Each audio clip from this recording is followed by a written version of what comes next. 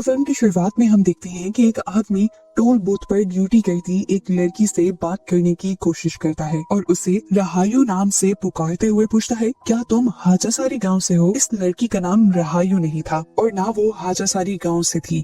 उसके इनकार करने पर वो आदमी गाड़ी आगे ले जाता है और गाड़ी से एक बड़ा सा चाकू निकाल लाता है। टोल बूथ के मिरर से ये सब देखकर वो लड़की डर जाती है और फौरन पुलिस को कॉल करके बताती है कि एक अनजान आदमी उसे मारना चाह रहा है। अपनी जान बचाने के लिए अब वो टोल बूथ से निकलकर भाग जाती है, पर वो आदमी उसका पीछा करना नहीं छोड़ता और आखिर उसे पकड़कर उस पर बैठकर उसे जान से मारने की कोशिश करता है। पर ठीक वक्त पर पुलिस आकर उस लड़की को बचा लेती है और इस सब के दौरान लड़की की थाई पर उस आदमी के वेपन से कट लग जाता है। डरते हुए वो लड़की घर आ जाती है और उसके साथ एक बहुत ही अजीब काम होता है। जहाँ पर उसकी थाई पर कट लगा था, वो महसूस करती है कि वहाँ पर उसे कोई पुरानी चोट भी लगी हुई थी और जैसे ही वो चोट खुली तो उसके अंदर से एक पेपर निकला जिस पर कुछ लिखा हुआ था। इस लड़की को ये लैंग्वेज समझ नहीं आती थी, इसीलिए वो इस पेपर की पिक्चर बना लेती है। खैर, जितना बड़ा हादसा उसके साथ हो गया था, वो पहले वाली जॉब तो कंटिन्यू नहीं कर सकती थी, इसीलिए अब उसने अपनी फ्रेंड दीनी के साथ मिलकर एक नया बिजनेस स्टार्ट करने का फैसला किया था। इनका बिजनेस भी कुछ ज्यादा अच्छा नहीं जा रहा था। फाइनेंशियली इन दोनों लड़कियों की हालत काफी खराब हो गई थी और तभी एक दिन घर की सफाई करते हुए उस लड़की की आंटी के सामान में से उस लड़की को एक पिक्चर मिलती है, जिस पिक्चर में वो और उसके मॉम डैड थे और पिक्चर के पीछे रहायू लिखा हुआ था। और यहाँ उसे एक बहुत बड़ा सच ये रिवील होता है कि वो आदमी जो मूवी के स्टार्ट में उसे मिला था वो सच कह रहा था। इस लड़की का असल नाम रहायू ही था और साथ में उसके घर का एड्रेस भी लिखा हुआ था, जहाँ से उसे अपने गांव का नाम हाजासारी पता चलता है। और ये बातें जानकर वो बहुत ज्यादा कंफ्यूज हो जाती है कि जो बात उसे बचपन से अब तक नहीं पता थी, वो बात उस अनजान आदमी को कैसे पता थी। उसने तो आज तक अपनी फैमिली को, अपने पेरेंट्स को नहीं देखा था। वो हमेशा से अपनी आंटी के साथ रहती थी, जो भी अब इस दुनिया से चली गई थी। जो पिक्चर रहायू को मिली थी उसमें रहायू को अपना एक घर भी दिखता है और रहायू की दोस्त दीनी उससे कहती है कि इस घर को बेचकर हमारे सारे मसले दूर हो सकते हैं। इसीलिए पिक्चर पर दिए हुए एड्रेस पर ये लोग सफर करने का डिसाइड करते हैं और सफर के दौरान रहायू अपनी टांग से निकला हुआ पेज अपने साथ सफर करने वाले एक आदमी को दिखाती है, उससे इस पर लिखी हुई चीजों का मतलब जानने के लिए। तो वो आदमी एक शॉकिंग बात ये बताता है कि ये पेज एक तावीज था जिसे बनाया गया था रहायू को कुछ सोल से प्रोटेक्ट करने के लिए। वो आदमी एक शॉकिंग बात रहायू को ये भी बताता है कि ये पेज एक अच्छे मैजिक से नहीं लिखा गया, बल्कि नेगेटिव पावर्स और नेगेटिव एनर्जीज का यूज करते हुए इस पेज को बनाया गया है। रहायू इस बात को अपनी दोस्त से भी छुपा लेती है क्योंकि उसे उस आदमी की बात पर पूरी तरह यकीन नहीं हुआ था। पर थोड़ी ही देर गुजरने पर उसे शक होने लग जाता है कि जैसे वो आदमी ठीक कह रहा था, क्योंकि उसे बार बार रास्ते में 3 लड़कियां नजर आ रही थी, जो छोटी बच्चियां किसी और को नजर नहीं आ रही थी। उसने अपनी फ्रेंड दीनी से उन बच्चियों के बारे में पूछा भी था। वो समझ गई कि ये बच्चियां सोल्स ही हैं, क्योंकि जंगल के किनारे पर इस उम्र की 3 बच्चियों का होना नॉर्मल था ही नहीं और बार बार सिर्फ उसी के रास्ते में आना इसी चीज ने साबित कर दिया था कि वो तीनों बच्चियां असल में सोल्स हैं, यानी आत्माएं हैं। खैर, जब इनका सफर खत्म हुआ तो पता चला कि सुबह हो गई थी और इन्हें अभी भी अपनी मंजिल तक जाने के लिए और काफी सफर तय करना था, पर वहाँ पर कोई भी गाड़ी नहीं जाती थी। अपने गांव में जाने के लिए ये लोग एक कार्ट ले लेते हैं और कार्ट का ड्राइवर इन लोगों को बताता है कि इस गांव में ज्यादातर लोग नहीं रहते क्योंकि यहाँ पर एक अजीब तरह का कर्ज है। कार्ट वाला उन्हें ये भी बताता है कि ये गांव पपेट्स बनाने और पपेट्स का नाच दिखाने के लिए मशहूर था। वो जब इनसे यहाँ आने की रीजन पूछता है तो रहायू कहती है, हाँ, हम भी पपेट के बारे में ही रिसर्च करने के लिए यहाँ आए हैं। इसीलिए वो आदमी इन दोनों को यहाँ के सरदार सप्तादी के घर के बाहर छोड़ देता है। सप्तादी इस टाइम घर पर नहीं थे। सप्तादी की मॉम जब उनसे यहाँ आने की रीजन पूछती है तो वो दोनों बताती हैं कि हम पपेट शो की हिस्ट्री पर रिसर्च करने के लिए आए हैं। अब इन्हें यहाँ पे स्टे भी तो कहीं करना था। रहायू अपनी फ्रेंड दीनी को उसी घर ले जाती है जो घर इन्होंने अपनी पिक्चर में देखा था। वो घर बिल्कुल खाली था।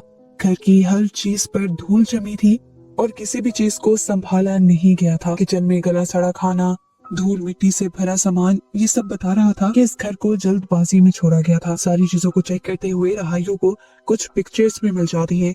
इन सारी पिक्चर्स में वो कहीं पर भी नहीं थी।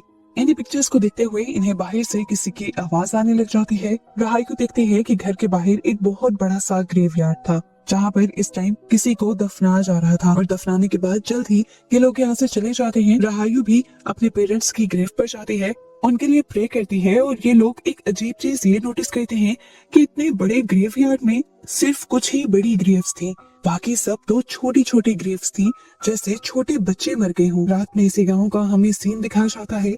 इस गाँव में एक औरत के पास एक बच्चा पैदा हुआ था, जिस बच्चे को ये लोग इस गांव के लीडर सप्तादी को पकड़ा देते हैं और सप्तादी उस बच्चे को मार देता है। सुबह को ये लोग उस बच्चे का फ्यूनरल करते हैं। राहायु और दीनी को ये बात काफी अजीब लगती है कि यहाँ पर बच्चे बहुत तेजी से मर रहे थे। एक कल मरा था, एक आज मरा था, और ये नॉर्मल तो नहीं था। ये दोनों काफी डरी हुई थी। और इसी टाइम पर सप्तादी की नजर उन पर पड़ जाती है और वो उनके पास आकर पूछते हैं, तुम लोग कौन हो और यहाँ क्या कर रही हो? राहायु फिर से वही झूठ बोलती है कि हम पपेट शो की हिस्ट्री को रिसर्च करने के लिए यहाँ आए हैं। ये सुनकर सप्तादी उनसे उनकी उम्र पूछते हैं, तो राहायु अपनी उम्र भी गलत बता देती है। जिसके बाद सप्तादी उन दोनों लड़कियों को अपने घर पर भी इनवाइट कर लेते हैं, लेकिन उनके बोलने का अंदाज इतना अजीब था कि राहायु और दीनी दोनों डर चुके थे। दीनी उससे कहती है कि मुझे नहीं लगता कि उनके घर जाना ठीक है, पर राहायु कहती है हमें जाना पड़ेगा क्योंकि मेरे घर के प्रॉपर्टी के पेपर्स उन्हीं के पास हैं और मुझे वो लेने हैं, तभी तो हम इस घर को बेच पाएंगे। अब राहायु अपने लिए खाना लेने के लिए जाती है और बातों ही बातों में वो होटल की ओनर से अपने घर के बारे में पूछती है। राती नाम की इस लड़की को ज्यादा नहीं पता था, पर पीछे से उसकी ग्रैंडमा बहुत ही गुस्से से बोलती है कि इस घर में रहने वाले लोग शैतान थे और ये घर भी शैतानी है। ये सुनकर राहायु कंफ्यूज हो गई थी कि आखिर उसकी फैमिली ने ऐसा क्या किया था कि सब लोग ना उनके घर को देखना चाहते थे, ना उनको देखना चाहते थे। यहाँ तक कि उसके मॉम डैड की ग्रेव्स को भी इन लोगों ने ढक कर रखा हुआ था। घर पर इस टाइम दीनी अकेली थी। उस टाइम ही दो लोग दरवाजे पर नॉक करते हैं और वो दीनी से कहते हैं कि तुम्हें इस घर से जल्दी ही चले जाना चाहिए, ये घर ठीक नहीं है, यहाँ पर कभी भी कुछ भी हो सकता है। और दूसरी बात, वो दोनों ये भी कहते हैं कि ये घर एक प्राइवेट प्रॉपर्टी है किसी राहायु नाम की लड़की की जो शहर में रहती है। ये सुनकर दीनी को ये गोल्डन चांस लगता है इस घर के बारे में बात करने का। इन लोगों से झूठ कह देती है कि मैं ही राहायु हूँ। तो फिर वो आदमी कहते हैं कि जाकर आप हमारे सरदार सप्तादी से इस प्रॉपर्टी के पेपर्स ले सकते हैं। ये दोनों से फोर्स करते हैं कि आप अभी हमारे साथ चलें, नहीं तो काफी देर हो जाएगी। सप्तादी अगले 3 दिन के लिए शहर जा रहे हैं। दीनी राहायु को बताए बगैर जाना नहीं चाहती थी, पर ये दोनों इतना फोर्स करते हैं कि उसे जाना पड़ता है। वो लोग उसे जंगलों के रास्ते मिले जाते हैं और आधे ही रास्ते में उसे शक हो जाता है कि इन लोगों के इरादे ठीक नहीं। वो इन दोनों से बचकर भागने का फैसला करती है, लेकिन जल्द ही वो लोग पीछे से उसके सर पर वार करते हुए उसे बेहोश कर देते हैं।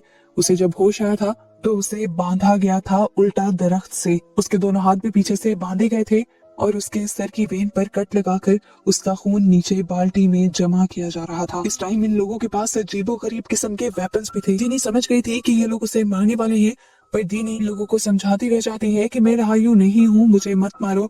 लेकिन ये लोग उसकी एक नहीं सुनते और इतने में ही यहाँ पर सप्तादी और उसकी मोम आ जाती है। सप्तादी की मोम एक चाकू उठाते हुए बेदर्दी से उसका गला काट देती है, जिसके बाद बड़े ही भयानक तरीके से वो उसके जिस्म की पूरी खाल उतार कर रस्सियों से लटका देते हैं। जो खून इन्होंने दीनी का जमा किया था उसे ये लोग अपने पेड़ों पर डाल चुके थे। इन लोगों ने जो कुछ दीनी के साथ किया था वो असल में ये राहायु के साथ करना चाहते थे, क्योंकि दीनी ने अपनी आइडेंटिटी गलत बताई, अपने आप को राहायु बताया, इसीलिए वो बेचारी मारी गई। अब असली राहायु जब घर पहुंची तो उसने दीनी को ढूंढना शुरू किया, पर वो उसे कहीं नहीं मिली। वो जाकर गांव वालों से भी दीनी के बारे में पूछते हैं। वही लड़के जो उसे किडनैप करके लेकर गए थे वही राहायु को यकीन दिलवाते हैं कि आप फिक्र न करें, आपकी दोस्त जल्दी मिल जाएगी और हम आपकी दोस्त को ढूंढने में आपकी मदद करेंगे। इस दौरान राहायु ने नोटिस किया था कि सब दादी के घर पर कोई फंक्शन चल रहा था। सभी बहुत ज्यादा खुश थे और खासकर प्रेग्नेंट लेडीज तो इस तरह नाच रही थी जैसे उन्हें कोई खजाना मिल गया हो। राहायु अपने घर वापस आ जाती है और वो अपनी दोस्त का इंतजार कर ही रही होती है कि उसे अपने घर पर एक छोटी बच्ची दिखाई देती है जो उसे बताती है कि आज तुम्हारे गांव में एक और बच्ची पैदा होने वाली है, चलो आओ मैं तुम्हें दिखाती हूँ। राहायु बिना कुछ सोचे समझे उस बच्ची के पीछे चली गई, ये भी जाने बगैर कि वो बच्ची इंसान है भी या नहीं। उस लेडी के घर के बाहर खिड़की से राहायु झांकने लग जाती है और ये देखकर वो डर जाती है कि उस लेडी ने बिना स्किन के एक बच्चे को जन्म दिया था। उसके मुंह से चीख निकलने ही वाली थी, पर उसने अपने मुंह को बंद कर दिया। फिर उस बच्चे का बाप उस बच्ची को लेकर सब दादी के पास गया और सप्तादी ने उस बच्ची को पानी से भरे टब के अंदर डालकर मार दिया। ऐसा करने के बाद उस बच्ची का बाप सप्तादी पर बहुत ज्यादा गुस्सा हो रहा था। वो कहता है, आपने तो कहा था कि अब वो श्राप, वो कर्ज खत्म हो गया है, अब हमारा बच्चा नॉर्मल पैदा होगा, फिर ये सब क्यों हुआ? आज तक आप उस श्राप का कोई हल क्यों नहीं निकाल पाए? 20 साल गुजर गए हैं, गांव का कोई बच्चा आज तक जिंदा नहीं बचा। उनकी बातें सुनकर बाहर खड़ी हुई रहायु डर जाती है और उसका पाँव स्लिप हो जाता है। घर के अंदर मौजूद सभी लोगों को पता चल जाता है कि कोई उनके घर के बाहर खड़ा हुआ ये सारी बातें सुन रहा है। जल्दी से ये लोग बाहर चेक करने के लिए जाते हैं, लेकिन तब तक रहायु वहाँ से जा चुकी थी। उसकी जगह इस टाइम राती खड़ी हो जाती है, जो इसी गांव की मेंबर थी, जिसे देखकर ये लोग थोड़े से रिलैक्स होते हैं। असल में राती ने ही उस टाइम रहायु की जान बचाई थी, उसे साइड पे ले जाकर। राती ये सच्चाई जानती थी कि जिसे उसने बचाया है वो असली रहायु है, जिससे ये गांव वाले अपना बदला लेना चाहते हैं। राती उससे कहती है, मैं जानती हूँ ये सब तुम्हें मारना चाहते हैं, पर मैं सब गांव वालों की तरह नहीं हूँ। मैं श्राप जैसी किसी बात को नहीं मानती। रहायु को उसकी कोई बात समझ नहीं आ रही थी। वो पूछती है, ये लोग मेरे पीछे क्यों पड़ेंगे? मेरा श्राप से क्या ताल्लुक है? तब रीता उसे इस गांव की कहानी सुनाना शुरू करती है और सीन्स पास्ट में चले जाते हैं। आज से कई सालों पहले जब रहायु के ग्रैंडपा इस गांव के सरदार हुआ करते थे, तब इस गांव में सब ठीक था, सब खुशी से रहते थे। पर एक दिन उनकी मौत हो गई और सरदार बन गए रहायु के डैड, जो कि पपेट्स बनाने का काम भी करते थे। उन्होंने गांव की एक खूबसूरत लड़की से शादी की, पर 3 साल तक उनके पास कोई बच्चा नहीं हुआ। और फिर जब हुआ तो 5 साल तक किसी ने उसका चेहरा नहीं देखा। यहाँ तक कि घर के तकरीबन हर इंसान ने ही घर से बाहर निकलना छोड़ दिया था। फिर एक दिन गांव से 3 छोटी बच्चियां गायब हो गईं और उसके कुछ दिन के बाद रहायु के डैड 5 साल की रहायु को लेकर जब बाहर निकले तो लोगों ने बातें बनानी शुरू कर दी। जरूर ये बच्ची आम नहीं है, किसी श्राप का या जादू का नतीजा है, जो कि शायद रहायु के डैड ने किया है, उन छोटी बच्चियों को मारकर जो गांव से गायब हुई थी। ये बातें निया ने फैलाई थी, जो अब के सरदार सप्तादी की माँ थी, जो उन दिनों रहायु के घर मेड का काम किया करती थी। क्योंकि रहायु के डैड सरदार थे, तो कोई उनसे जाकर ये ना पूछ पाया कि 5 साल तक उन्होंने अपनी बेटी को सबको क्यों नहीं दिखाया, और ना ही किसी ने उनसे ये पूछा कि आपने 3 बच्चियों की किडनैपिंग का कोई भी एक्शन क्यों नहीं लिया। ऐसे ही दिन गुजरते रहे और फिर एक दिन अपना पपेट शो दिखाते हुए पता नहीं रहायु के डैड को क्या हुआ, वो पागल हो गए और उन्होंने शो में आए हुए सभी लोगों को चाकू से बेदर्दी से मार डाला। ये देखते हुए सभी गांव वालों ने अपने बचाव के लिए उनको और उनकी वाइफ को मार दिया और रहायु को बचाने के लिए उनकी एक हेल्पर भगाकर उसे शहर ले आई। वो दिन है और आज का दिन। सबके बच्चे जब इस गांव में पैदा होते हैं तो बिना स्किन के पैदा होते हैं, जिन्हें फिर गांव के लोग मार देते हैं। उनका मानना है कि श्राप तुम्हारे साथ जुड़ा है और तुम्हें मारने पर ठीक हो जाएगा। वो बताती है कि सप्तादी का मानना है कि तुम्हें मारकर तुम्हारी स्किन से एक पपेट बनाया जाएगा और उस पर जादू होगा, जिसके बाद बाकी सब बच्चों पर से वो श्राप खत्म हो जाएगा। इसीलिए तो हमें दिखाया गया था कि उन्होंने दीनी को जब रहायु समझकर मारा तो उसकी स्किन उतार ली थी ताकि उसका पपेट बनाया जा सके। राती उसे एक और बड़ी सच्चाई ये भी बताती है कि तुम्हें जो इंसान शहर में मारने गया था वो मेरा ही हस्बैंड था। क्योंकि मैं प्रेग्नेंट हूँ, वो मेरे बच्चे को बचाना चाहता है और उसे लगता है कि तुम्हें मारकर वो मेरे बच्चे को बचा लेगा, लेकिन मैं जानती हूँ ये सब सच नहीं है, ना ही ठीक है। राती उसे कहते हैं कि तुम्हारे लिए अच्छा यही है कि तुम सब कुछ छोड़ छाड़ कर यहाँ से भाग जाओ। यहाँ रहायु भागने लग जाती है। दूसरी तरफ गांव के लोगों को ये खबर पता चल जाती है कि उन्होंने जिस लड़की को मारा था वो रहायु नहीं थी, इसी वजह से श्राप खत्म नहीं हुआ और अब ये लोग असली रहायु के पीछे बढ़ चुके थे। रहायु भी जंगल के रास्ते से भाग रही थी और एकदम से उसके सामने वही 3 बच्चियां आ जाती हैं जो उसे बार बार दिखाई दे रही थी। इन्हें देखकर वो डर कर गिर जाती है और तब एक बच्ची रहायु के आकर कान में कुछ बोलती है और यहाँ रहायु के आगे उसकी पास्ट की कहानियां चलने लग जाती हैं, जिससे उसे अपने पास्ट के बारे में सब कुछ पता चल जाता है। कहानी शुरू हुई थी तब से जब उसके मॉम और डैड की शादी हुई थी। शांति ने उसके डैड से शादी तो की थी, पर शांति असल में सप्तादी को चाहती थी। शादी के बाद भी उसने सप्तादी से अपना रिश्ता नहीं छोड़ा। इस सब के दौरान ही शांति को खुशखबरी मिली कि वो मां बनने वाली है और इस खबर को सुनकर सप्तादी की माँ, जो कि रहायु के घर उन दिनों मेड का काम करती थी, वो बहुत ज्यादा गुस्से में आ जाती है। सप्तादी को लग रहा था कि वो उसका बच्चा है और अब वो शांति को किसी भी हाल में पाना चाहता था और इस तरह सप्तादी की मॉम को लगता था कि उनका बेटा उनके हाथ से निकल जाएगा। इसी वजह से उन्होंने ब्लैक मैजिक यानी काला जादू सीखा और उसके जरिए अपने बेटे को अपने कंट्रोल में कर लिया और उसी काले जादू से एक ऐसा श्राप भी बनाया जो पैदा होने से पहले ही शांति के बच्चे पर पड़ गया था, जिसकी वजह से जब शांति का बच्चा यानी राहायु पैदा हुई तो वो बिना स्किन के पैदा हुई। राहायु के डैड उसे देखकर बहुत ज्यादा डर गए, पर उन्होंने राहायु को मारा नहीं, बल्कि उन्होंने राहायु के साथ साथ शांति और अपने आप को भी इसी घर में बंद कर लिया और राहायु को ठीक करने के बहुत से तरीके ढूंढने लगे। उन्हें एक जादुई तरीका पता चला जिससे वो अपनी बेटी को ठीक कर सकते थे, पर यह तरीका ठीक नहीं था। उन्हें 3 छोटी बच्चियों की स्किन से पपेट्स बनाने थे जिससे उनकी बेटी का ये श्राप टूट जाता। वो पीछे नहीं हटे और उन्होंने गांव में से उन्हीं तीनों बच्चियों को किडनैप करवा लिया, जिन तीनों बच्चियों की सोल आज भी राहायु के सामने आती है। उन्होंने तीनों को मारकर अपने घर के बेसमेंट में दफना दिया और फिर उनकी स्किन से पपेट बनाते हुए जादू किया और सच में राहायु का श्राप टूट गया और उसकी पूरी बॉडी पर स्किन आ गई। सप्तादी की माँ जो सरदार के घर पर एक मेड थी, वो हमेशा उनसे जलन करती थी। ये खुशी भी उन्हें बर्दाश्त नहीं हुई और उन्होंने राहायु के डैड पर एक और जादू कर दिया, जिसकी वजह से उन्होंने अपने पपेट शो के दौरान काफी लोगों को मार दिया और फिर सभी लोगों को दिखाने के लिए कि वो तो गांव वालों को बचाना चाहती हैं, उन्होंने अपने बेटे के साथ मिलकर राहायु की मॉम डैड को मार दिया। और राहायु की मेड राहायु को लेकर शहर में भाग गई, जिसने फिर पूरी जिंदगी राहायु को पाला था। सप्तादी और उसकी माँ के ऐसा करने की वजह से वो श्राप पूरे गाँव में फैल गया जो उन्होंने सिर्फ एक बच्ची पर डाला था और ऐसे 20 साल में पैदा होने वाला हर बच्चा बिना स्किन के पैदा हुआ।